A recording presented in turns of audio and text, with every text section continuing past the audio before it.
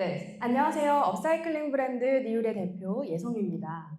오늘 제가 니울을 창업하고 니울을 통해 깨달은 내용들을 좀 공유드리면서 쓸모없는 것을 쓸모있게, 가치를 높이는 방법에 대해 말씀을 드려보려고 합니다. 업사이클링. 요즘 이 단어 많이 들어보셨을 것 같은데 여러분들은 업사이클링과 리사이클링의 차이를 아시나요?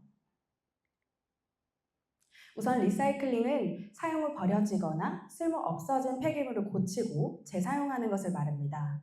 예를 들면 쓰임을 다한 신문지를 잘 가공해 재생종이 공책으로 만드는 과정을 리사이클링이라고 하는 것이죠. 재가공을 했지만 둘 다 종이라는 공통점이 있습니다. 업사이클링은 리사이클링의 업그레이드를 합친 합성어로 재활용이라고 불립니다. 이는 리사이클링보다는 좀 더 상위 개념으로 제품을 재상해 다시 사용하는 것을 더 나아가 새로운 가치를 더해 전혀 다른 제품으로 재탄생시키는 것을 말합니다. 사진을 보시면 아까는 폐신문지로 재생종이를 만들었다면 여기서는 아이디어와 가치를 더해 하나의 옷으로 만들어진 모습을 보실 수 있습니다. 즉 업사이클링은 폐기물을 재활용하는 것보다 더 창의적이고 높은 품질의 제품을 제작하는 데 적합한 방법이라고 할 수 있습니다.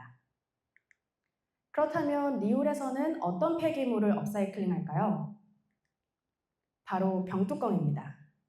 SNS에서 보신 분들도 계시겠지만 모르는 분들도 계실 것 같아서 니울은 병뚜껑을 녹여서 키링으로 만드는 업사이클링 브랜드예요. 병뚜껑이 키링이 된다니 신기하죠? 보이시는 사진처럼 버려진 병뚜껑을 줍고 세척 및 분류하고 녹이고 누르고 다듬고 부속품을 연결하는 과정을 거쳐 하나의 키링으로 재탄생됩니다. 여기서 잠깐, 제가 니울을 운영하면서 가장 많이 받았던 질문이 왜 병뚜껑을 사용하는가에 대한 것이었는데 제가 병뚜껑을 사업 아이템으로 선택한 이유 중 중요한 창업 스토리에 관해서는 잠시 후에 말씀을 드리고 이 외에 세 가지를 먼저 알려드리겠습니다. 첫 번째는 죄책감 때문이었습니다. 니울 이전에 제가 의류 쇼핑몰을 운영한 경험이 있었는데 그때 당시 제품 판매량이 많지 않음에도 불구하고 제품을 사입하고 포장하면서 발생시키는 쓰레기 양이 많아 죄책감이 들었습니다. 그래서 다음 사업을 한다면 쓰레기를 줄이는 방향으로 운영을 하고 싶었는데 그게 더 나아가 쓰레기로 제품을 만들게 될 줄은 저도 몰랐습니다. 두 번째는 환경 호르몬입니다. 가장 궁금한 내용이지 않을까 싶은데요. 병뚜껑을 녹이면 환경 호르몬이 나오지 않나요? 대한 질문입니다. 병뚜껑은 주로 PP 또는 HDP 재질로 이루어져 있습니다. 저희는 주로 HDP 재질로 된 병뚜껑을 사용하는데요. 네이버 사전에 따르면 이 재질은 무독성 플라스틱으로 주로 식품 용기나 어린이 장난감으로 사용되어 재질 자체에서는 환경 호르몬이 나오지 않는다고 합니다. 그럼 녹였을 때는 어떨까요? 이 플라스틱은 약 130도 이상에서 서서히 녹기 시작하는데요. 이때 이산화탄소는 물론 포름알데히드나 그 밖에 다양한 독성 물질이 나올 수 있습니다. 그래서 저희는 이런 공기질 측정기를 두고 수시로 확인을 하고 있습니다. 제가 직접 키링을 제작하는 중간에 측정을 해본 결과 위에서 아래 순서대로 이산화탄소 491, 포름알데히드 0.005, 유해가스 TVOC 0.046으로 사실 표를 보시면 제작하지 않았을 때와 비교했을 때 이산화탄소와 TVOC의 변화가 있지만 여기에 보이는 것처럼 건강에는 해를 끼치지 않는 수치입니다. 이처럼 병뚜껑의 재질인 HDP는 다른 플라스틱에 비해 환경호르몬 발생이 적어서 현재 저희 이외에도 다양한 업사이클링 제품이 나오고 있습니다. 세 번째, 낮은 재활용률. 병뚜껑은 작고 색상이 다양해서 일반적인 분리수거 과정에서는 색상별로 분류하는 것이 쉽지 않다고 하더라고요. 그래서 눈에 띄지 않는 지하 파이프나 수도관 등의 제품으로 재활용되긴 하지만 그 비율은 페트병에 비해 적다고 합니다. 하지만 이 색상이 다양하고 작다는 특징이 니울에서는 커스텀 키링으로 재탄생되기에 적합해서 단점이 오히려 장점이 되었습니다. 이런 병뚜껑들을 보면서 그런 생각이 들더라고요. 분리가 어렵고 쉽게 버려지는 이 병뚜껑의 가치가 높아진다면 누군가에 의해 소중히 간직되어 하나의 작품처럼 보인다면 그렇다면 그건 더 이상 쓸모없는 쓰레기가 아니겠다. 리울은 병뚜껑의 가치가 높아지는 과정을 공유하면서 저희 브랜드를 좋아하시는 분들이 병뚜껑의 가치뿐만 아니라 스스로의 가치도 함께 발견했으면 하는 바람으로 만들게 되었습니다. 그래서 브랜드의 이름에 그 가치를 담아 니울이 탄생하게 됩니다. 니울은 NIUL로 쓸모없는 것은 없다라는 뜻입니다. 버려지는 병뚜껑을 키링으로 업사이클링 한다는 뜻도 있지만 제가 이전에 쓸모없다고 느꼈던 경험들이 모여 니울이 되었듯이 우리 인생에서도 쓸모없는 경험은 없다라는 두 가지 뜻을 가지고 있습니다. 여러분들은 혹시 쓸모없다고 느껴질 때가 있으셨나요? 쓸모없는 순간은 크게 두 가지로 나눠볼 수 있는데요. 첫 번째, 나에게 어떤 행동이나 경험이 쓸모없다고 느껴지는 순간과 두 번째, 스스로 쓸모없다고 느껴지는 순간. 이렇게 두 가지 있을 것이라고 생각이 듭니다. 첫 번째 같은 경우에는 어떤 것을 배우거나 경험하는 일들이 현재 본인에게 있어서 별로 도움이 되지 않아 지루함을 느끼는 상태입니다. 예를 들면 학점을 채우기 위해서 듣기 싫었던 강의를 들어야 한다든지 직장 생활에서 사수가 없어서 자잘한 일까지 내가 다 해야 한다든지 이 상황에 처했으면 저도 그렇고 대부분의 사람들이 이런 생각을 할 거예요. 아, 나 왜 그랬지? 두 번째 같은 경우에는 타인 또는 스스로를 위한 계획을 잡았는데 그것을 제대로 이행하지 못해서 자책하는 경우입니다. 예를 들면 아침 일찍 일어나야 한다는데 늦잠을 잔다든지 마감 기한을 지키지 못한다든지 그럼 또 이럴 땐 이렇게 생각하겠죠. 아, 내가 그때 왜 그랬지? 이렇게 쓸모없다고 느껴지는 순간은 매번 여러분의 자존감을 떨어뜨립니다. 그리고 그 순간은 지루, 자책, 회의, 번아웃 이런 부정적인 단어들이 되어 우리를 쿡쿡 찌릅니다. 저도 한때는 제가 버려진 병뚜껑과 같다는 생각을 했습니다.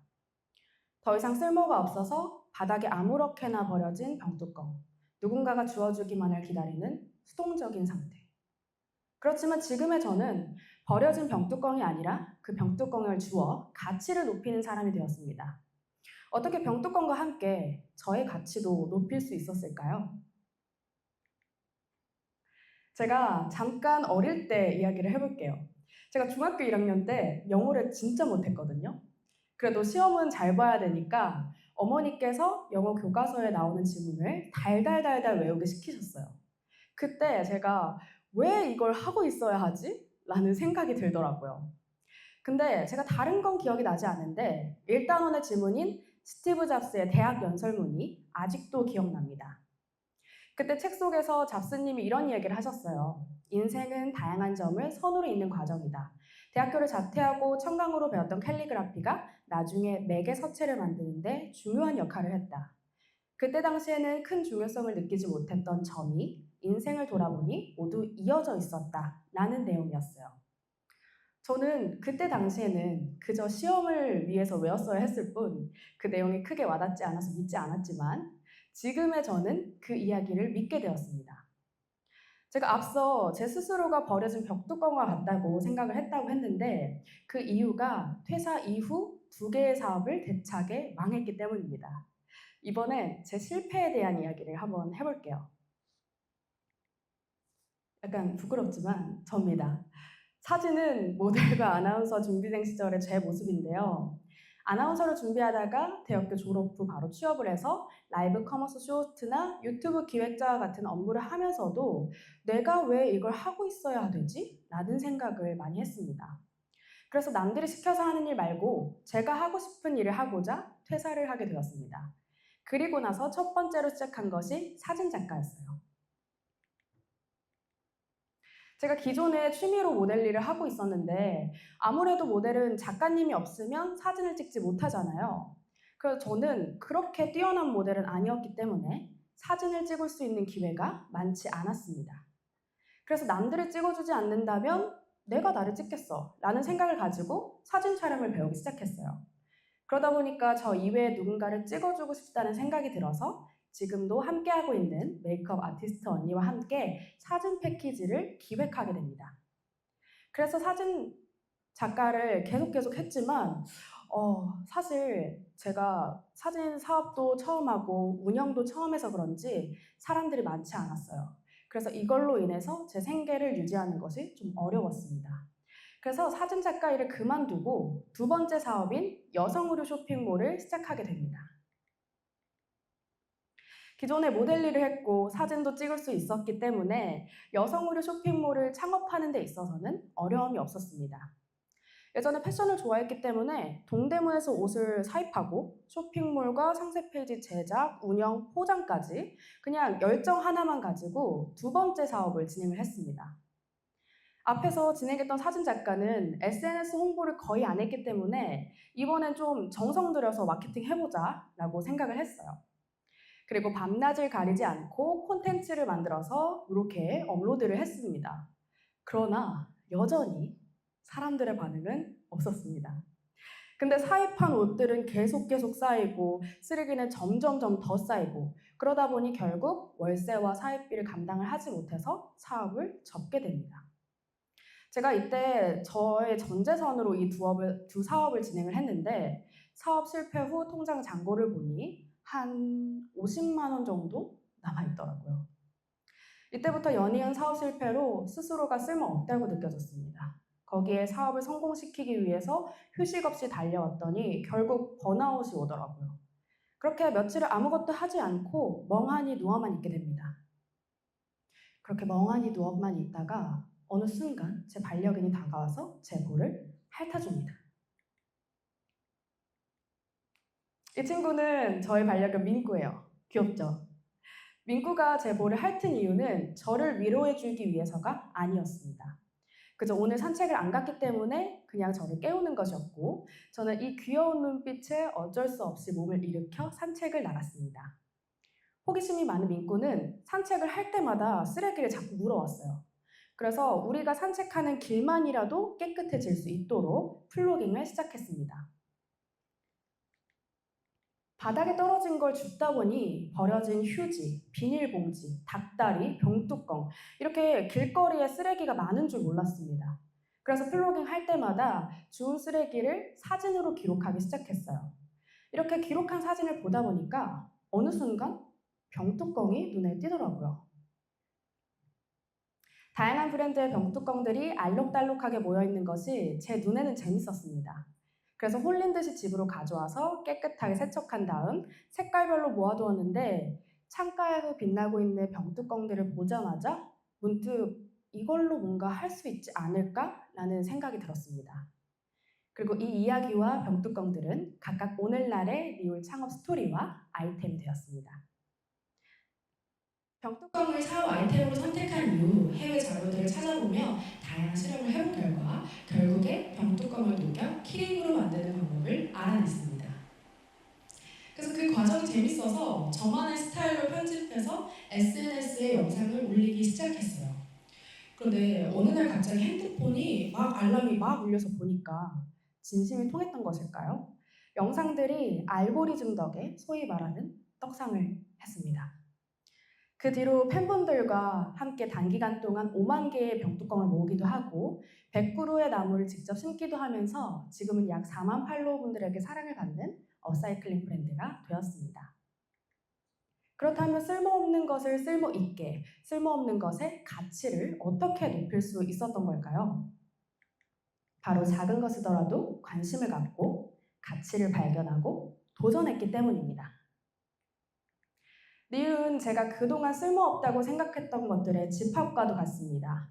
모델부터 디자인, 제작, 마케팅, 촬영 등등 전반적인 모든 브랜드 운영에 대한 것들이 모두 실패로부터 얻은 것들이거든요. 작은 것이더라도 꾸준한 관심과 탐색, 도전을 반복한다면 쓸모없는 순간은 결과물이 아니라 그 결과물을 만드는 하나의 과정이 됩니다. 제가 모델을 하지 않았다면, 아나운서 학원을 다니고 라이브 커머스 쇼트나 유튜브 기획을 하지 않았다면, 사진작가와 쇼핑몰에 관심을 갖지 않고 그 순간의 가치를 알아보지 못하고 그냥 도전하지 않았다면 그 순간들은 그저 쓸모없다고만 생각했을 것입니다. 제가 이번 강연을 준비하면서 제 인생을 한번 둘러봤는데요. 스티브 잡스님이 말한 것처럼 과거에는 연관성이 없었던 점들이 현재 보니까 하나의 선이 되었더라고요. 어떤 점은 그 당시에도 유익했지만 또 어떤 점은 그 당시에는 쓸모없다고만 느껴졌던 것들이었습니다.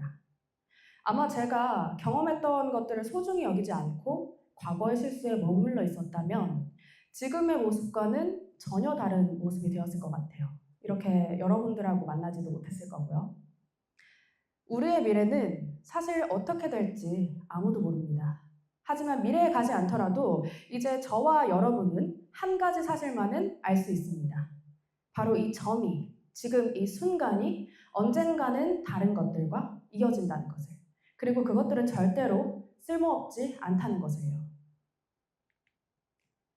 그러니까 여러분, 작은 것이더라도 도전하세요.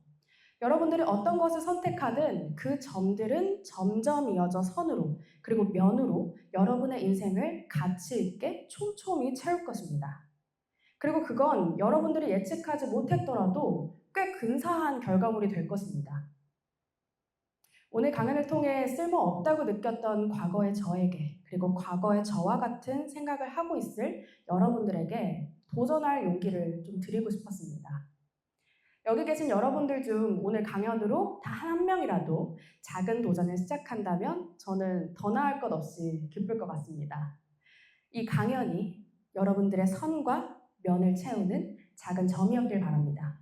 여러분들을 응원합니다.